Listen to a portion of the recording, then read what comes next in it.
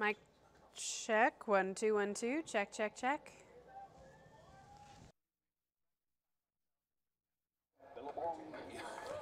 Me check 1 2 1 2 1 2. Test test test test test.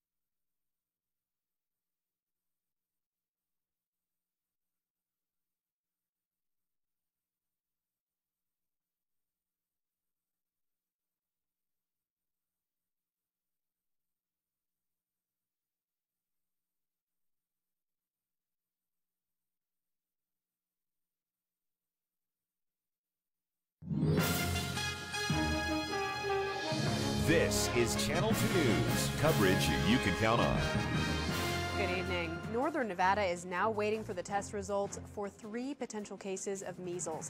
Now, the latest is out of Churchill County, where health officials are issuing a warning to residents. The Division of Public and Behavioral Health says a toddler is showing symptoms of measles and is being tested.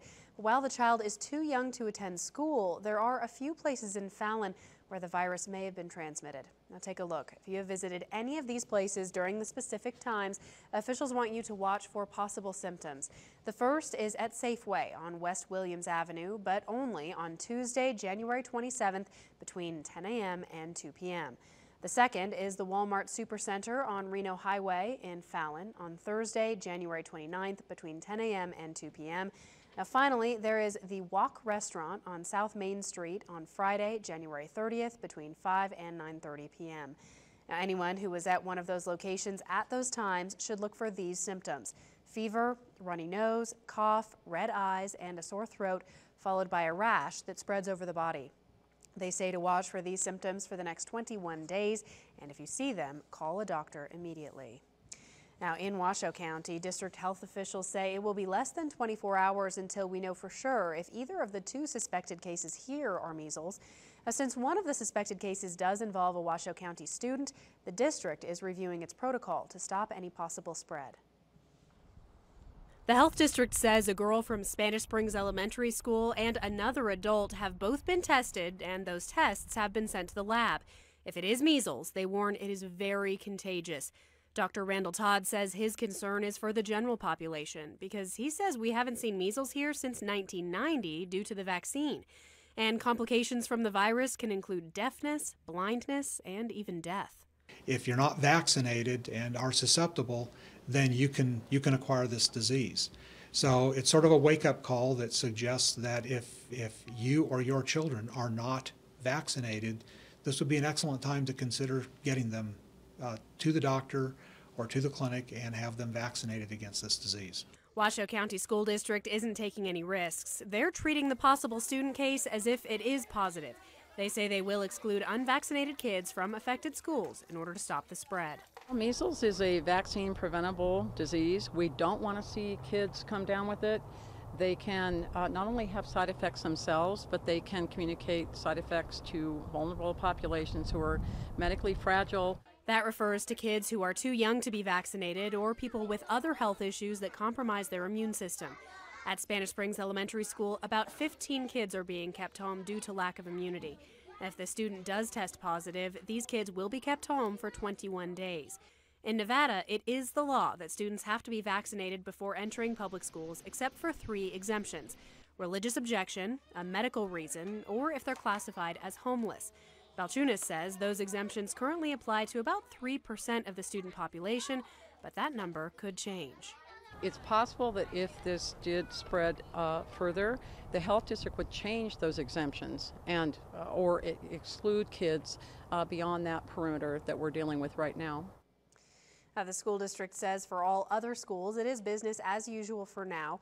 The health district is asking anyone who thinks they may have measles to call a doctor, urgent care, or emergency room before you get there in order to minimize risk to others.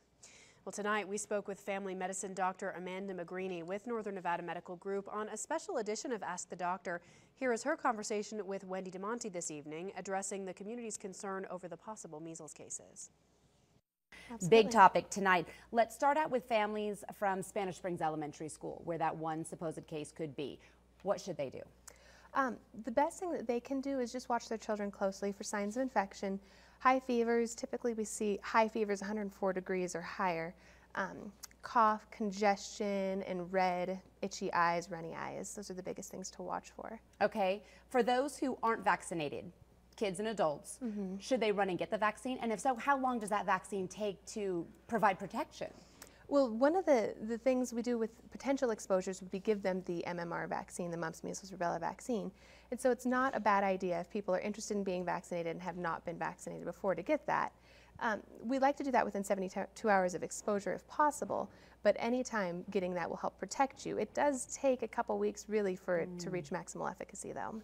A lot of adults have Facebook questioned me saying, hey, I got this shot back in the 60s, 70s, 80s. Right. Do all of us need to get a booster shot? If you have proof of 1 to 2 vaccines, at least separated by 29 days, then you shouldn't need a booster vaccine as long as you've had those 2. And the same goes for children as well. Okay. How about children who are too young to have gotten that booster but have the first shot? What about them? So those children are mostly protected. Greater than 90% are protected with the first dose. We do the second dose at the age of 4 to 5 just to help boost and get that extra couple percent of kids protected. If you've had the measles as a child or adult, can you get it again? Typically, no. Those antibodies last a lifetime. There are other medical conditions that can predispose you to getting them again, but that's something that you should definitely talk to your doctor about. Okay. How long does measles survive on a surface? 2 hours. Okay. What is the first sign to look for? You touched on that briefly, but let's do it quickly again. Sure. So high fevers, greater than 104 degrees, cough, congestion, and red, runny eyes. The rash doesn't really start until 3 to 5 days into the illness, and the infection or the most infectious period starts as soon as the symptoms start, sometimes even before. And so that's why it's dangerous, because it can just look like the flu or a bad cold. Yeah, yeah. Okay, and really quickly, what is the treatment like? Suppose you have it in your family, then what? Sure, yeah, that's the big problem is it's a virus, there's not a lot of good treatment. And people who are most susceptible to having severe illness, so young children, people who are immune compromised, then typically we'll do the MMR vaccine if they haven't had it, and there are immune globulins that they can get, but it's really just supportive care. For how long do you think it would last? 7 to 10 days, up to 2 weeks. Being sick. Yeah. Oh my gosh. All right, we so appreciate it. Yeah, Thank you so much. And for even more on the measles and what you can do to keep yourself and your family safe, we've set up a banner on our homepage at KTVN.com. And please keep it here on Channel 2 News on the air, online, and on Facebook and Twitter for continuing coverage of the measles scare in Northern Nevada. Well, meanwhile, state senators have introduced legislation that would require Nevada children to receive 2 new vaccinations before they can begin school. State law already requires several vaccines, including those that help prevent tetanus, whooping cough, and polio. SB 117 would add the human papillomavirus and meningitis shots to that list. HPV is one of the most common sexually transmitted infections in America and can lead to cervical cancer. Right now, only Virginia and Washington, D.C. require an HPV vaccine for school enrollment. Now, the bill was introduced yesterday, but a hearing has not yet been scheduled. Well, Nevada Senator Debbie Smith has been out of the first few days of this legislative session, and tonight we now know that's because she's been diagnosed with a brain tumor, but she says in a release that it is operable. Now, we've learned that she's currently being treated at MD Anderson Cancer Center in Houston, Texas, where she's scheduled to have surgery this Friday. In a statement, Governor Sandoval said in part, quote, Senator Smith is a devoted public servant and has earned the respect of her colleagues on both sides of the aisle. She's a courageous woman whose spirit and strength should inspire us all, end quote. Senator Smith says she would like to thank everyone for the outpouring of support over the last week. Now, here's Chief Meteorologist Mike Alger's first look at the Pinpoint 2 forecast. Well, we are seeing the winds start to pick up on top of the ridges here. It's not really going to flush down into the valley too much, although we will see some breezes tomorrow afternoon, much like we saw today. As we get into the latter part of the week, we're going to see a whole bunch of wind as a very significant change in our weather pattern comes. May not bring us much, if any, precipitation here in Reno, but should at least get some water up into the mountains where they need it the most. All right, what's going on out there? First of all, temperature-wise today, very warm day. We hit 66 here in Reno, almost 20 degrees above the average, only 4 degrees shy of the record. We've cooled down now to 46 degrees and likely to drop at least another 10 degrees here overnight tonight as we look at what's coming our direction. There it is. Well, it's just a whole bunch of moisture coming, although this little low here kind of rotating up around is going to get bumped and pushed up to the north by that ridge of high pressure, and that'll hold things off, I think, at least until Friday for the mountains and maybe Saturday for us down here. We'll tell you more about that. Should be a nice mild start to the day tomorrow, however. We'll tell you more coming up in just a bit. Well, tonight we have an update on the case against a Reno man accused in the stabbing death of his wife last fall. Last week, a grand jury indicted 78-year-old Daniel Pancake on an open murder charge. He's been in jail since his arrest in November when he was taken into custody outside of his home at Lake Ridge West Apartments on Plumas Street in Reno. His 11-year-old son, Alex Pancake, was taken into protective custody after his arrest. And we have an update to a murder that happened back in 1997. The Washoe County District Attorney's Office says a jury has sentenced Sean Hart to life in prison without the possibility of parole. They say Hart and 2 other people took a cab from Neal Road in Reno to Cold Springs. That's when they say Hart shot the driver, John Castro, in the back of the head, and the group robbed him. Hart and the 2 other defendants were convicted of first-degree murder in 1997, and Hart was sentenced to death. Now, a Nevada Supreme Court case reversed that sentence, but upheld his conviction, and a new jury was brought in to determine his new sentence with the death penalty option removed. Authorities say 7 people have been killed after an SUV and a commuter train collided at an intersection north of New York City. A railroad spokesman says the train hit a Jeep Cherokee that was stopped on the tracks at the height of the evening rush. Both caught fire. The third rail of the track came up from the explosion and went right through the car. So it is truly a devastatingly ugly situation to see. The driver of the SUV and 6 people on the train were killed, and at least 12 others were injured. The National Transportation Safety Board is now investigating. Legislation is headed to President Obama's desk that aims to reduce the number of suicides among veterans. The House passed the bill last month before it was unanimously approved by the Senate today. The legislation creates a one-stop website for veterans looking for help and addresses the shortage of mental health care professionals who treat veterans. We're losing 22 veterans a day. It's more than just a veterans issue, it's a public health crisis. Last March, veterans placed 1,800 American flags on the National Mall, each representing a military suicide. And some say this visual pushed Congress to act. Looking around the world tonight, at least 8 people have been killed in the crash of a commercial jet in Taipei, Taiwan. Authorities say the turboprop airplane apparently clipped a bridge just after takeoff, then plunged into a shallow river. They say 58 passengers were on board. Jordanian officials announced that they have executed 2 prisoners. Islamic State militants had been seeking the release of one of them, an Iraqi woman involved in a 2005 hotel bombing in Jordan. Today, the country announced revenge after ISIS purportedly burned a Jordanian pilot to death. The 26-year-old pilot was captured in December when his F-16 crashed in Syria. Still to come on Channel 2 News at 11, the 2015 Nevada legislature is set to tackle some tough topics in the next few months, but they also have some unorthodox bills. We'll have the details. But first, you may be wasting food and money thanks to confusing expiration dates. We'll explain. Well, our skies out there have had some cloud cover across the area today and a little bit of wind. Both of those are going to increase by the time we get to the weekend. Could we finally get some rain down here? We'll tell you the odds coming up right after this. You're watching Channel 2 News at 11, Northern Nevada's #1 newscast with Ariana Bennett. Sports with Garrett Dearborn and Mike Alger's Pinpoint 2 forecast.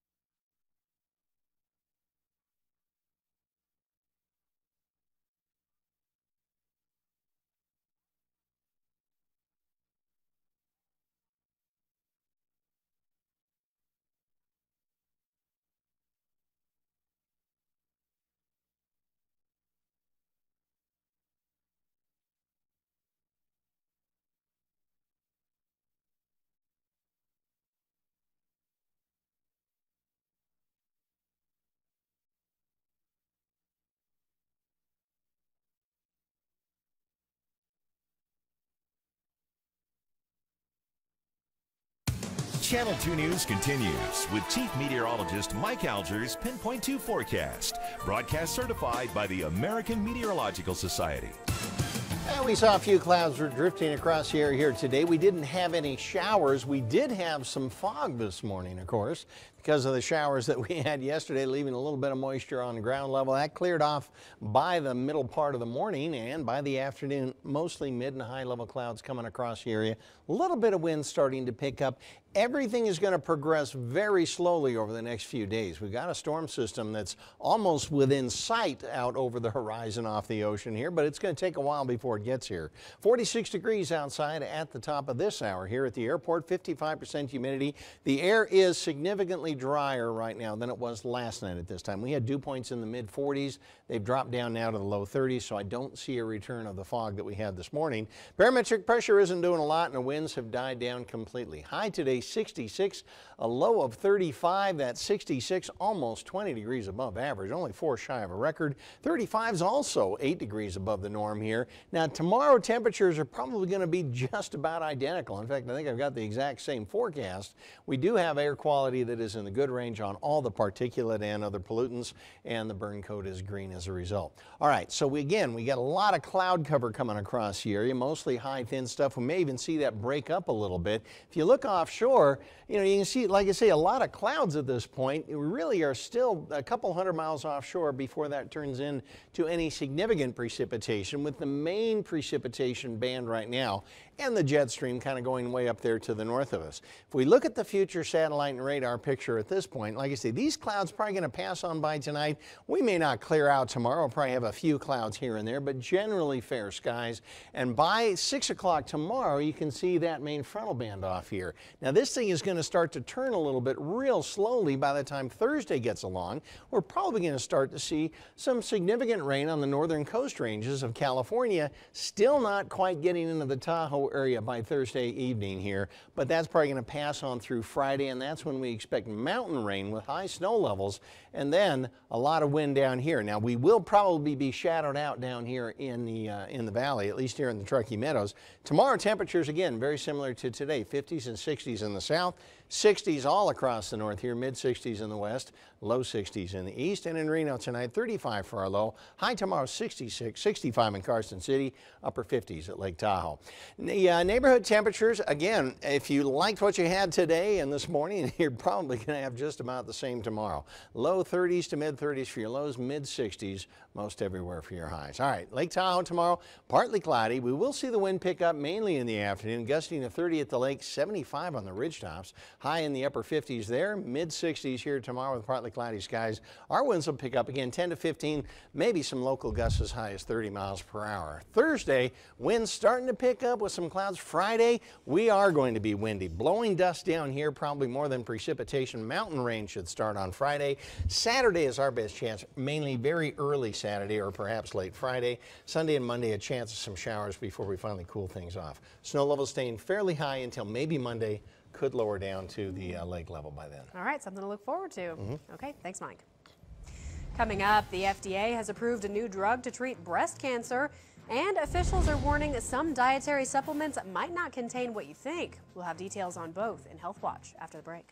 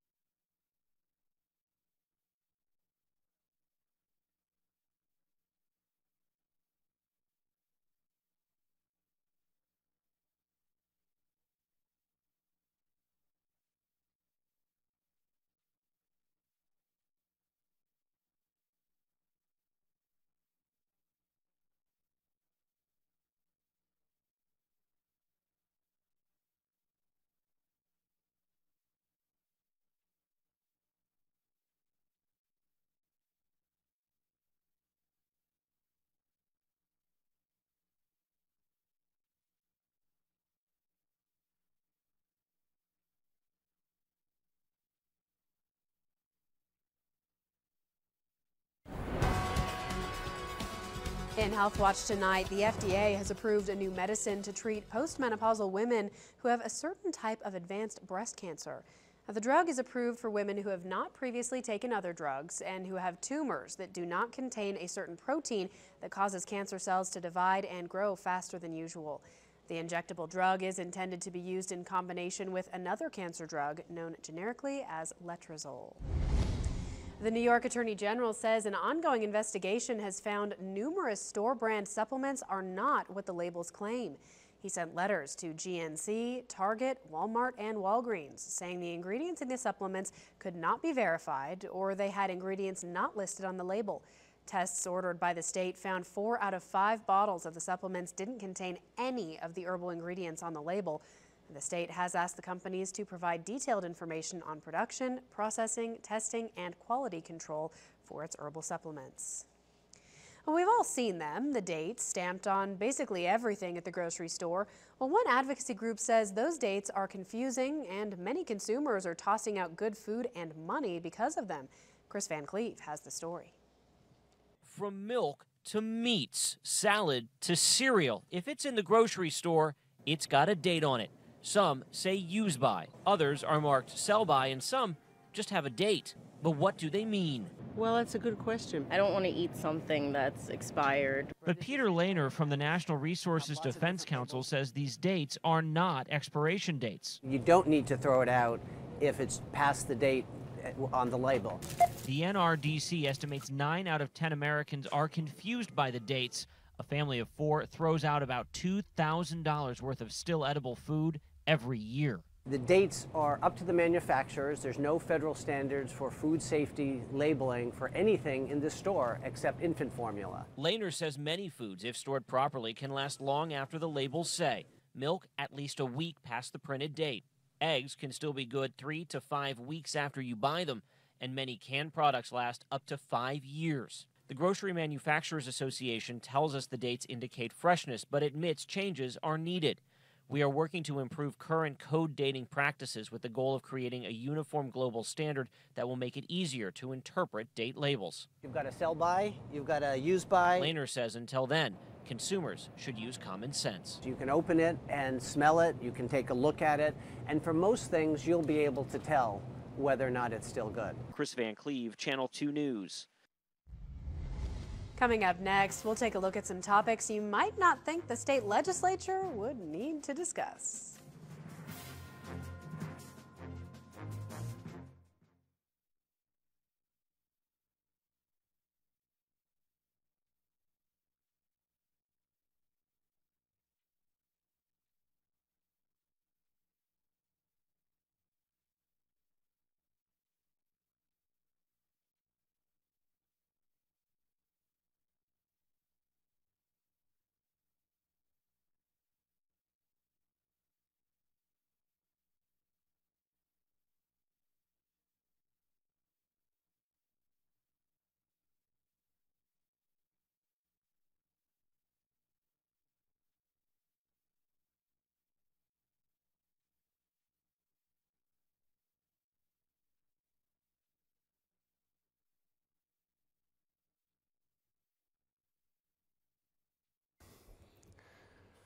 That's all right, I'll go with the whole thread here.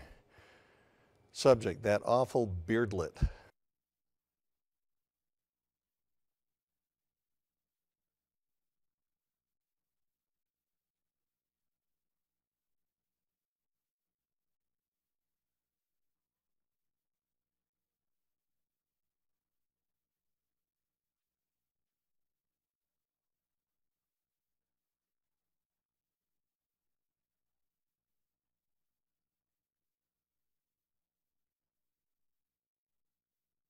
Welcome back. While our lawmakers are focusing on education and the budget during the 78th session, there's also room for some more obscure bills, from dancing to football.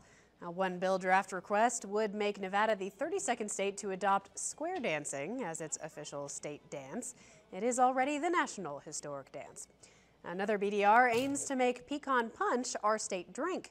The traditional Basque beverage is served at many restaurants throughout our state.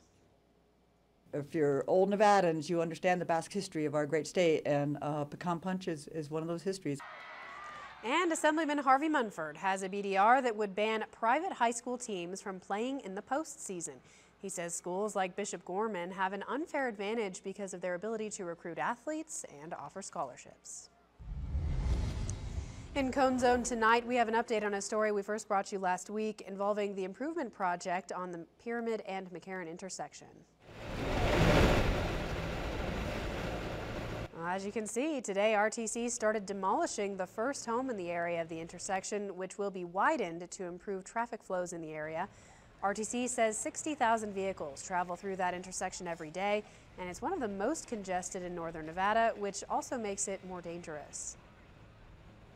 This is a high crash location currently, and not only do we need to do something to improve the flow of vehicular traffic here, but safety needs to be improved as well.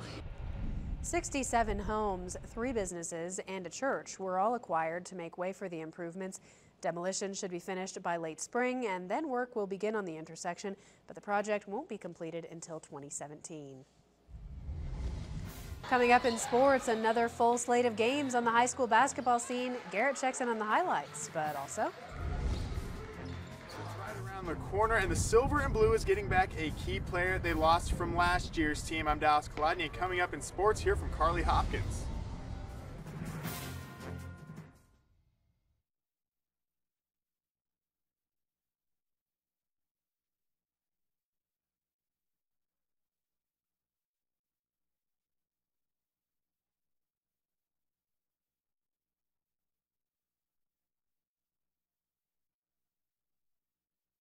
More than $2 million. He claimed it was an accident, but when he tried to collect, the insurance company found this video on YouTube.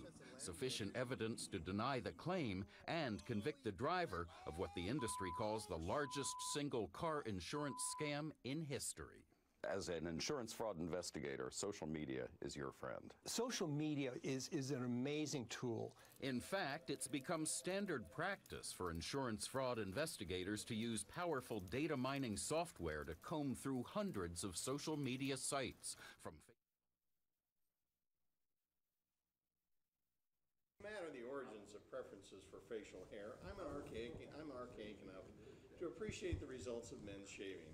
There's something genteel about a clean face. I had a clean face since I've been in Reno, for right. heaven's Has sakes. she not been aware of the And mustache? groomed hair, for that matter. So life goes on. Thanks for your graciousness of your reply, and thanks for the most recent predictions for precinct.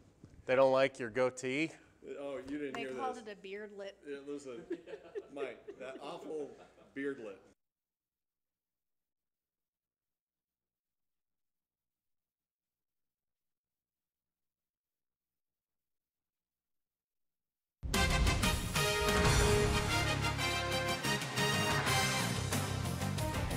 Welcome back, Garrett Dearborn, and now with a look at sports, and I think it's Tuesday, right? It's Tuesday, full slate of games. Which means high school basketball. It does, yeah. There's only a couple weeks left in the high school basketball regular season, and at 9-3 in league and 17-6 overall, the Galena boys are the team everyone's gunning for. Tonight, Douglas took its shot, so we head out to Mount Rose Highway.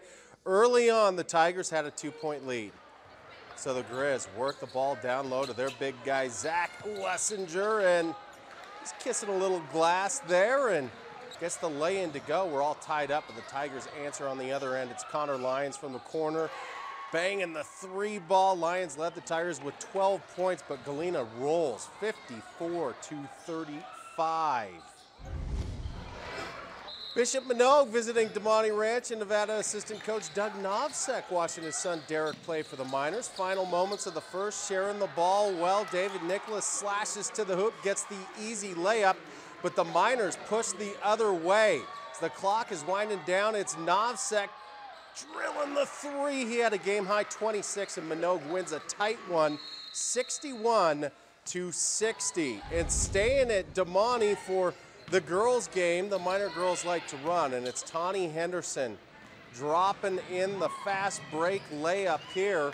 Moments later, they're at it again. This time it's sophomore Katie Turner going for the layup uncontested. Breezy Holt led all scorers with 18, and this one was all Minogue, 67-21. Well, with the softball season about to get going, the Mountain West Conference preseason poll has come out, and Nevada softball was picked 7th. A key player for the Wolfpack this coming season is Carly Hopkins. Dallas Kolodny has more. Carly Hopkins was red hot in the first 10 games of her senior season in 2014. The leadoff second baseman was hitting .474 with 6 RBIs. But in the 11th game, she went down with a broken leg and was lost for the season. Fortunately for her, she was granted a medical red shirt and will get a second chance to wrap up her career at Nevada. Yeah, it was hard. I know, like, right when I found out, I wanted a red shirt, and then after that, it was just rehabbing it and getting ready to get back on the field. I really didn't want to end my career with an injury, so I was very excited that I got that chance to come back and finish my senior year right. She's been our leadoff hitter every game she's ever been in our lineup, so she's kind of a catalyst for that.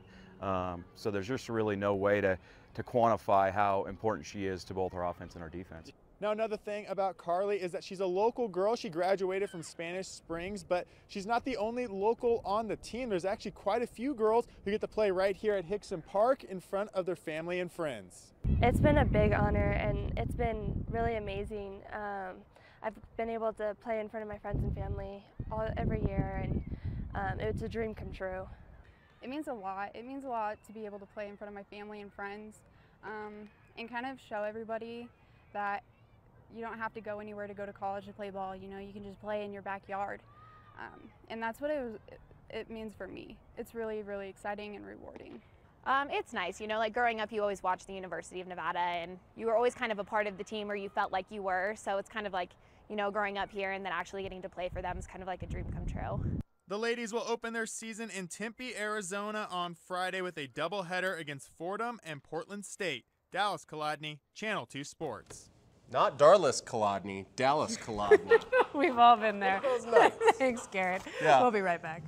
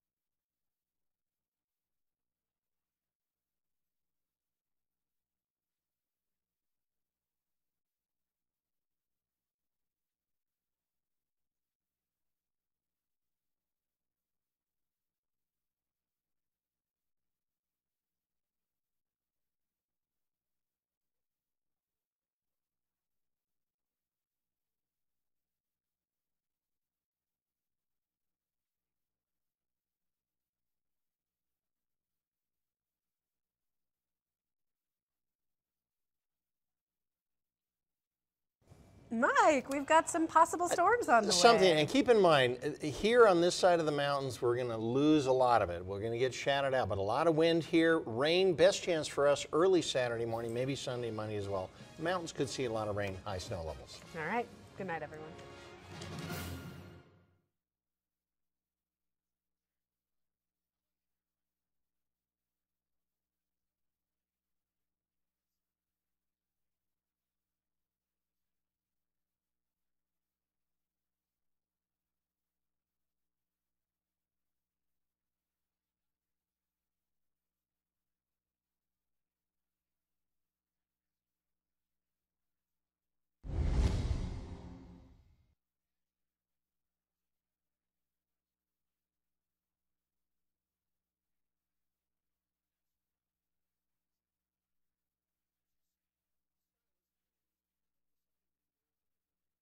Most of those in the Middle East prefer full beards.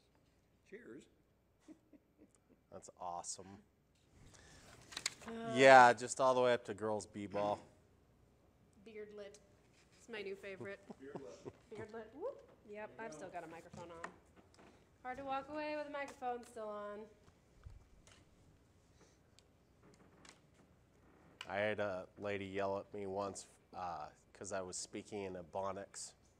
And I said to her, yeah, she lost me right then, because then I just chalked her up as, yes. I said, I said, actually, I go, ma'am, it's a sports cast. It's lighthearted, and we have fun, and it's conversational, and that's what it is. And she says, well, and she started with, I understand that I can change the channel at any time, but I'm really concerned about you and your language. What did you say? And I said, okay. And she said, she started going off. She yelled at Paul first about me. And it was because I said, and Colin Kaepernick rolls out, and he says, Virgil Green, where you at? And Virgil says, I'm right here in the end zone, uncovered, you know, just something funny. Yeah, she lit me up for it, and then she started getting more angry and more angry. I go, this is how it is. She goes, well, I'm just concerned when you apply for another job, you're not going to have to know how to speak to people. And I said, ma'am, I said, ma'am, I said, thank you for your concern. However, you're stuck with me. I'm not going anywhere. And she said, well, what if you apply for